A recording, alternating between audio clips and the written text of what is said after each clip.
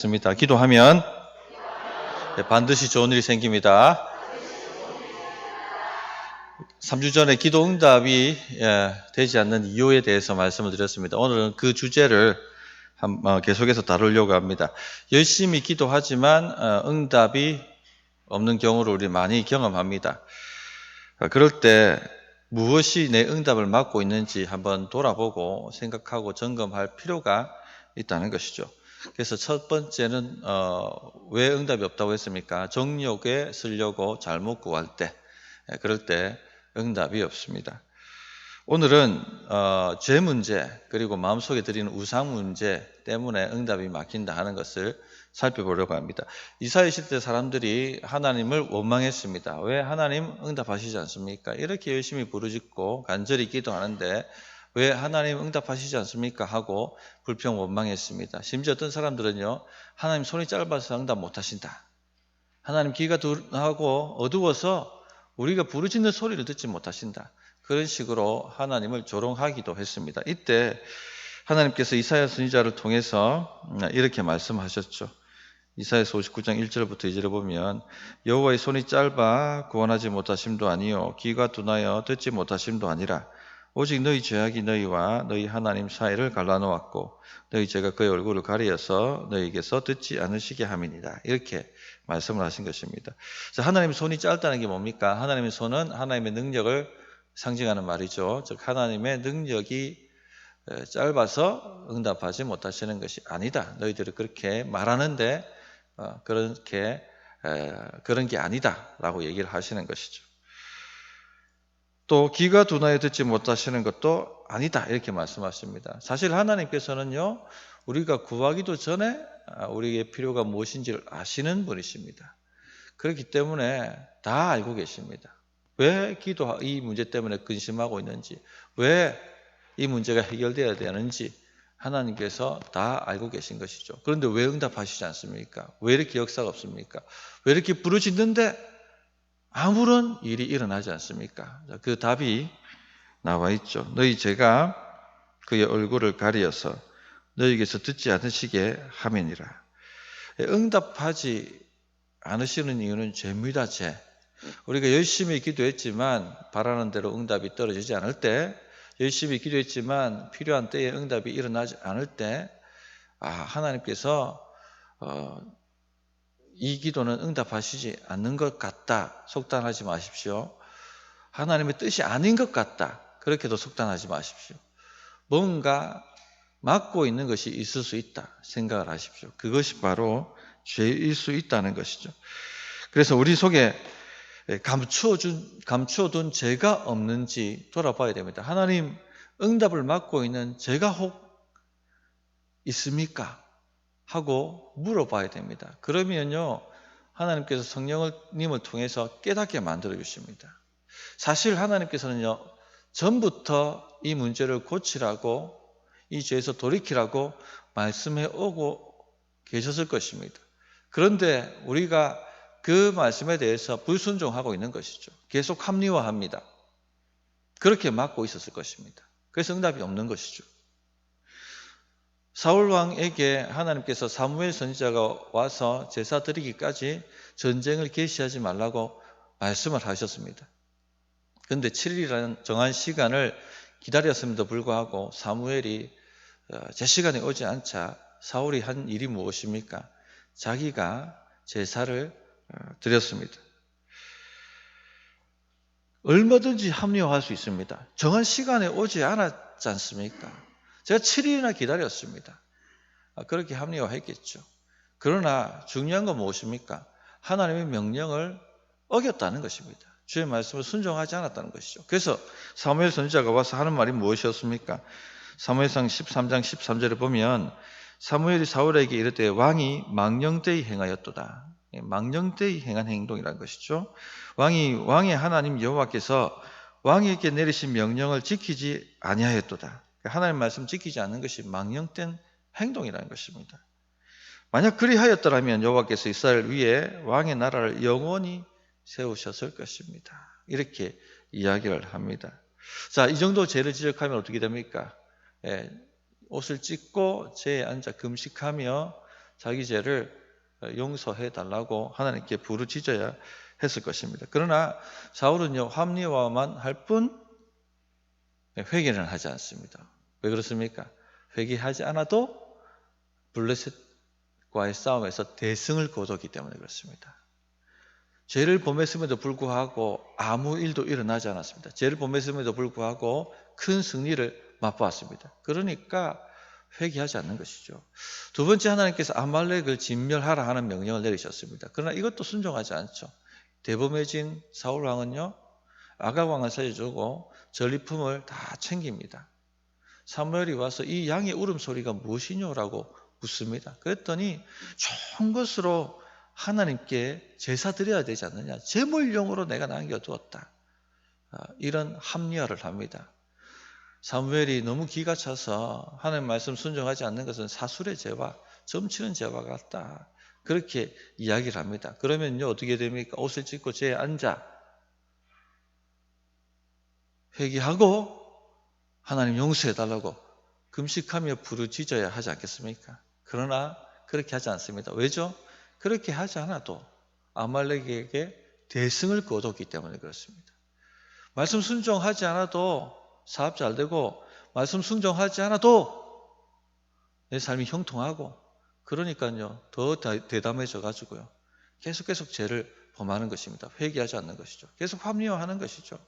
내 말씀 지키려고 했지만 상황이 이렇고, 내가 말씀 지키려고 했지만 이 시대에 이렇게 살아서 어떻게 살 수 있느냐, 그런 식으로 합리화만 하는 것입니다. 그래도 삶이 돌아가고 그래도 형통하니까. 근데요, 중요한 게 뭐냐면요, 결정적인 순간에 응답하시지 않습니다.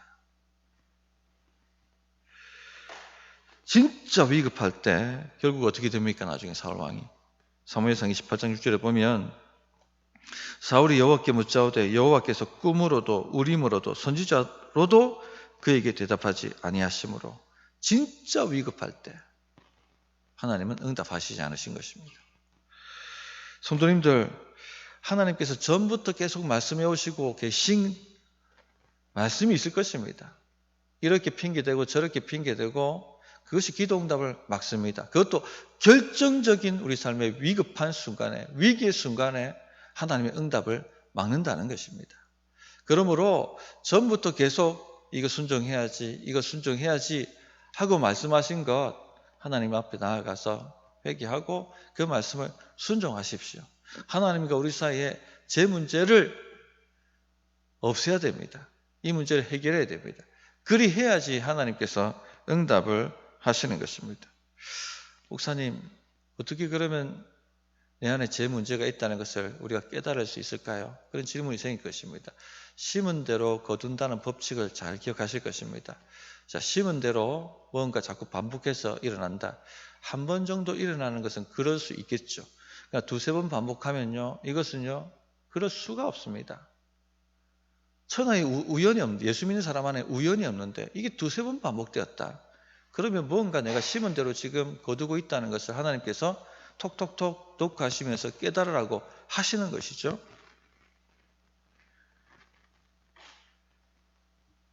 항상 심은 대로 되게 되어 있습니다. 야곱이 자기 아버지를 속이니까 자기도 속임을 당하지 않습니까? 라반 삼촌에게. 형들이 요셉을 노예로 팔았고 나중에 형들이 뭘 돌려받습니까? 자기들도 감옥에 갇힙니다. 그렇죠? 뭔가가 똑같이 행한 일들이 나에게 되돌아올 때, 반복될 때 내가 죄 지은 게 있구나, 그렇게 돌아보라는 것입니다. 돈 문제가 계속 반복되고 있습니까? 좀 돈이 없어서 염려하고 걱정하고 그 돈 문제 때문에 전전긍긍했는데 뭔가 해결된 것 같다가 다시 그 문제가 또 일어나고 있습니까? 그러면요, 돈 사랑하고 있기 때문에 그 문제가 일어나는 것입니다. 돈을 의지하고 있기 때문에 그 문제가 일어나는 것입니다. 그거 해결하기 전에는요, 응답이 일어나지 않습니다. 자꾸 믿었던 사람한테 배신당하고 있습니까? 이번 직장에서도 배신당하고 저번 직장에서도 배신당하고, 그런 일이 반복되고 있다면 하나님보다 사람을 더 의지하기 때문에 그런 겁니다. 심은 대로 거두게 되어 있습니다. 그런 걸 깨달아야 되는 것이죠. 하나님께 나가 해야 됩니다. 하나님 더 의지하지 않았다는 것. 원망 불평하고 뭐 조금만 있으면 원망 불평하고 감사하지 않고 그런 삶을 계속 사셨다면 계속 원망 불평할 거리들이 올 겁니다. 왜 이렇게 내 인생은 이래도 안 되고 저래도 안 되나? 그렇게 불평하시는 분이 있거든요. 진짜 보면 이렇게 터지고 저렇게 터지고 한단 말이죠. 그거 제 문제입니다. 반복되는 건 제 문제예요. 자기를 살펴야 되는 겁니다. 그래 해야지 진짜 응답이 와야 할 때 응답이 막히지 않게 되는 것입니다. 자, 두 번째 응답을 방해하는 것은요, 마음속의 우상입니다. 이스라엘 장로들이 에스겔 선지자를 찾아서 자신들을 위해서 기도해달라고 요청을 합니다. 그러자 하나님께서 에스겔 선지자에게 이렇게 말씀을 하십니다. 에스겔서 14장 1절부터 3절에 보면 이스라엘 장로 두어 사람이 나와 내 앞에 앉으니 여호와의 말씀이 내게 임하여 이르시되 인자야 이 사람들이 자기 우상을 마음에 들이며 죄악의 걸림돌을 자기 앞에 두었으니 그들이 내게 묻기를 내가 조금인들 용납하랴. 그렇게 말씀하셨어요. 자기 우상을 마음에 들이며 죄악의 걸림돌을 자기 앞에 두었으니 그들이 내게 묻기를 내가 조금인들 용납하라. 마음에 우상을 끌어들이면 하나님께서 응답하시지 않습니다. 조금도 용납하시지 않습니다. 두 번째 우리 응답을 막는 것은요, 마음속에 끌어들인 우상입니다. 자, 마음속에 끌어들인 우상은 뭡니까? 눈에 보이는 우상은 우리가 알겠는데, 그죠? 저기 저리 가면 불상, 이런 거 다. 그런데 마음속에 끌어들인 우상, 이것은 무엇입니까? 하나님보다 더 앞세운 것입니다. 하나님보다 앞세운 모든 것들이 다 마음속에 끌어들인 우상입니다. 그런데 제가 생각하기에는 오늘날 교인들이 응답받지 못하는 이유 중에 가장 중요한 이유가 이것 아니겠나 싶어요. 우리 마음속에 우상을 끌어들입니다. 하나님보다 더 앞세웁니다. 하나님보다 더 사랑합니다. 하나님보다 더 의지합니다. 그것 때문에 응답이 오지 않는 것입니다. 하나님보다 더 앞세우는 것 중에 몇 가지를 말씀드리겠습니다. 사람이에요, 사람. 사람 두려워하잖아요. 그게 우상이 되는 것입니다. 하나님보다 사람을 더 두려워하고 하면요, 우상이 되는 거예요. 다니엘이 바벨론 정부에서 일하던 사람이었습니다. 바벨론 왕은요, 하늘에 나는 새도 떨어뜨릴 권세를 가진 사람이었습니다. 사람 목숨 왔다 갔다 하는 것이 그 사람은 손끝 하나에 달렸습니다. 다 그 앞에서 벌벌벌 떨었습니다. 하나님보다 왕을 더 무서워할 도전이 매일매일 있는 곳이 바로 바벨론 왕궁이었습니다. 그래서 그런 도전을 자주 받았죠. 바벨론 신에게 바쳐진 음식을 먹어야 한다는 규정 앞에 서야 했고, 또 바벨론 신상에 절해야 된다는 그 칙령에 마주해야 했고, 또 페르시아 제국 때는요, 기도하지 않아야 된다. 어떤 신에게든 기도하지 말아야 된다. 기도 금지령에 직면해야만 했습니다. 다니엘이 왕을 두려워했다면, 다니엘이 자신의 정적들을 두려워했다면 어떻게 되었을까요? 그의 기도는 막혔을 것입니다. 그러나 우리가 다니엘서를 쭉 읽어보면 다니엘은 한순간도 왕이나 그의 정적을 두려워한 적이 없어요. 오직 하나님을 두려워했죠. 그러니까 그의 기도는 다 100% 응답이 되었습니다. 놀랍지 않습니까? 이것이 응답받는 비결이에요. 근데 우리는 사람 두려워하지 않습니까? 특히 내 인생이 좌지우지할 것 같은 사람 앞에 서면요, 두려워 떱니다. 직장이나 학교나. 그죠? 그 우상을 하나님 앞에 고백해야 됩니다. 하나님보다 더 앞세웠습니다. 라고 회개해야 하는 것이죠. 또 가장 빈번하게 마음에 들어오는 우상이 무엇입니까? 자녀들이에요. 우리는요, 우리 마귀가 우리를 조정할 수 있는 쉬운 방법이 뭔지 아십니까? 자녀 건드리면 되는 겁니다. 자녀를 업다운 시켜버리면 우리도 따라서 업다운 됩니다. 자녀가 슬프면 우리도 슬픈 것이고, 자녀가 기쁘면 우리도 기쁜 것이고. 그러니까 자녀 잡고 흔들어 버리면요, 모든 부모들은 다 딸려가게 돼 있어요. 손쉽죠.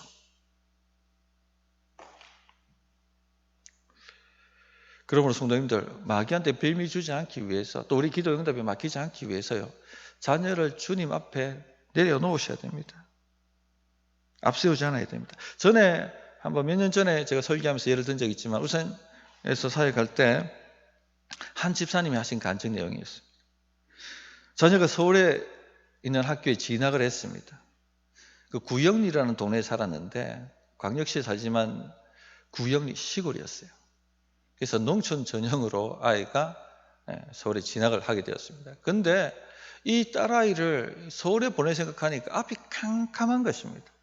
내가 1년간 가서 이 아이를 좀 뒷바라지하고 학업 잘 감당하고 서울에 적응할 수 있도록 도와야겠다 싶어가지고 서울에 집을 하나, 전세를 하나 하고 거기다 전입신고를 해버린 거예요. 근데 나중에 이제 학교에서 통보가 오기를 이 전입신고가 되어 있으니까 농촌 전형 혜택을 받을 수 없다라고 통보가 온 것입니다. 난리가 났습니다. 교회 사면도 다 내팽개치고 그 자식 좀 뒷바라지 하겠다고 하나님 1년만 참아주세요 하면서 서울 올라가가지고 자식 좀 잘되게 만들려고 했는데 자식 앞길을 막아버린 겁니다. 울며 불며 금식하고 기도했는데 응답이 안 오는 거예요. 그런데 어느 날 그렇게 울며 기도하는데 네 자식 내가 책임질 테니 너는 내려가서 네 사명 감당해라 하는 감동이 온 것입니다. 주의 음성을 들은 것이죠. 그 길로 이제 원인을 알았던 겁니다. 자녀가 우상이었어요. 자녀가 하나님보다 앞섰던 것이죠. 집에 가서 그 길로 집에 가서 짐을 싸고 바로 내려가 버렸어요. 저녁이 됐는데 엄마가 없는 거예요. 집에 밥도 안 해놓고 엄마한테 전화를 걸었습니다. 엄마 어디에요? 나 울산 내려가고 있다. 아니 엄마 지금 울산 내려가면 어떡합니까? 했더니 그 어머니가 담대하게 네 일은 하나님이 책임질 테니 나는 내 사명 감당하기 위해서 내려가야 하겠다. 잘 살아라 하고 그냥 내려오신 거예요. 근데 딱 울산에 내려와서 자기 사명으로 복귀하니까요. 풀리는 거예요, 문제가. 해결이 되는 겁니다, 그 문제가. 그래서 학교에 무사히 입학을 하게 되었고 잘 공부하고 서로 잘 살고 된 것입니다. 성도님들, 우리 부모는요, 어차피 자식이 우상 될 수밖에 없어요.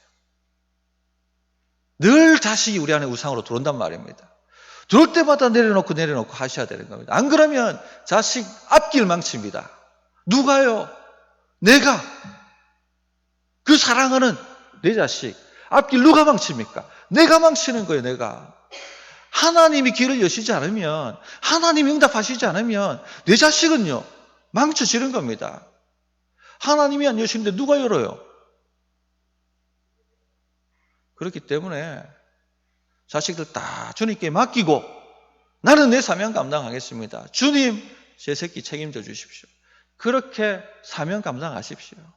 그러면 되게 되어 있습니다. 또 우상이 뭐가 있습니까? 돈입니다. 돈. 우리 돈 사랑합니다. 제발 많이 있으면 좋겠다 이런 생각 다 가지지 않습니까? 근데 돈 사랑하면요 망합니다. 하나님보다 돈 사랑하면요 망합니다. 유다가 그래서 망한 것이에요. 요한복음 12장 4절 6절에 보면 제자 중 하나로서 예수를 잡아줄 가룟 유다가 말하되 이 향유를 어찌하여 300데나리온에 팔아 가난한 자들에게 주지 아니하였느냐 하니 이렇게 말하면 가난한 자들을 생각함이 아니요 그는 도둑이라 돈깨를 맞고 거기 넣는 것을 훔쳐 가미르라. 마리아가 향유 옥합을 깼습니다. 한 1년치 연봉 되는 거를 깨어서 주님 머리에 그냥 그 향유를 다 부어버렸어요. 마리아는 이걸 아까워하지 않았습니다. 주님을 더 사랑하니까. 그런데 뒤에서 유다가 아이고 저거 깨면 어떡하노? 아이고 저거 깨면 어떡하노? 돈 사랑하니까. 그렇게 한 것이죠. 돈이 우상이에요. 이 사람은 돈이 우상이었어요. 3년 사도로서 주님과 함께 지냈고 주의 표적을 봤지만 그 마음에는 돈이 우상이었어요. 그러니까 나중에 주님을 은 30에 팔아버리는 것입니다. 근데 그 은과 함께 그가 망하지 않습니까? 아나니아 삽비라도 그렇죠. 바나바처럼 큰 헌금하고 싶었고 그렇게 모양 내고 싶었습니다. 왜죠? 근데 왜 전부를 드렸다고 거짓말했을까요? 조금 드렸으면 재산 다 팔았는데 아까워서 3분의 1 드립니다 하고 할 수 있잖아요. 그런데 헌금 봉투에는 전액을 드립니다. 적은 것입니다. 왜 그랬을까요? 돈 사랑하니까. 돈 사랑하니까. 그날 아나니아와 삽비라 부부 심판을 받아 생을 마감했습니다. 돈을 우상 삼는 것은 아주 위험하고 위험한 일입니다. 부자 청년이 예수님께 나와서 어떻게 하면 내가 영생 얻으리까? 네 가진 재산 다 팔아 가난한 자에게 줄 수 있냐? 그만큼 나 사랑하느냐? 사랑 못했어요. 돈 사랑했지. 결국 그 돈과 함께 망한 것 아닙니까? 아마 그 청년 저 지옥 구덩이에서 영원토록 후회하면서 살 겁니다. 혹 우리 성도님들 돈 없어서 이번 한 주간도 걱정과 염려에 쌓여 계셨다면 하나님의 말씀을 들으십시오. 돈이 우상입니다. 돈이 우상이에요. 공중 나른 새를 보라. 들의 빈백합화를 보라. 하신 주님을 안 믿는 것이죠. 돈을 더 의지하는 것이죠. 그러니까 돈이 있고 없고에 따라서 내 마음의 평강이 왔다 갔다 하는 겁니다. 주님이 있고 없고에 내 마음의 평강이 왔다 갔다 하는 게 아니라 돈, 은행의 잔고, 그것이 내 마음의 평강을 왔다 갔다 주장한다면요. 돈이 우상인 거예요. 그냥 기도 아무리 해도 응답이 안 될 것입니다. 결정적 위기 순간에 아마도 응답이 안 될 것입니다. 마지막으로 우리 마음에 자주 들어오는 우상은요. 인기와 명예욕입니다. 사람이 우리를 어떻게 생각할까? 그게 명예욕입니다. 그 유명한 서울의 아주 대단한 석학이요. 논문 조작하고 그렇게 해서 발각되어서 그 명예가 실추되고 하는 일들이 있죠. 늘 최고의 탑에 있었는데 후배들이 치고 올라오는 거예요. 근데 나이가 들어가니까 그걸 따라잡지 못하는 겁니다. 그러니까 논문을 조작해내는 거예요. 왜 그렇게 삽니까? 명예욕 때문인 거예요. 인정받고 싶어서. 최고라는 자리에. 성도님들, 남의 말에 신경을 많이 쓰시고 계시다면요. 명예욕이 그 마음의 우상으로 들어와 있는 것입니다. 그렇기 때문에 응답이 안 될 거예요. 아무리 부르짖어도. 그 모든 것을 다 내려놓으십시오. 항상 주님만이 우리의 전부이고 최우선순위여야만 합니다. 말씀을 정리하도록 하겠습니다. 왜 우리 기도가 응답 안 되는가? 왜 우리 기도에 능력이 없는가? 하는 것 두 가지 오늘 말씀드렸습니다. 하나는 죄죠. 이미 말씀하고 계신 것도 있습니다. 순종하십시오. 순종이 있기 전에는요. 결정적 응답이 없습니다. 순종하셔야 됩니다. 말씀을 순종하십시오. 둘째는요. 마음속의 우상입니다. 하나님보다 더 사랑하고 앞세우는 것들, 하나님보다 더 의지하는 것들, 그 모든 것 다 내려놓아야 됩니다. 사람이 무섭습니까? 우상입니다. 자녀가 제일 최고의 관심거리입니까? 우상입니다. 돈입니까? 명예입니까? 다 내려놓으시고 오직 주님만으로 충분하고 오직 주님만으로 만족한다라고 고백할 수 있는 그런 성도님 되셔서 기도하는 것마다 응답받아 간증이 충만한 우리 성도, 우리 교회가 되었으면 합니다. 자, 말씀을 붙들고 기도하겠습니다.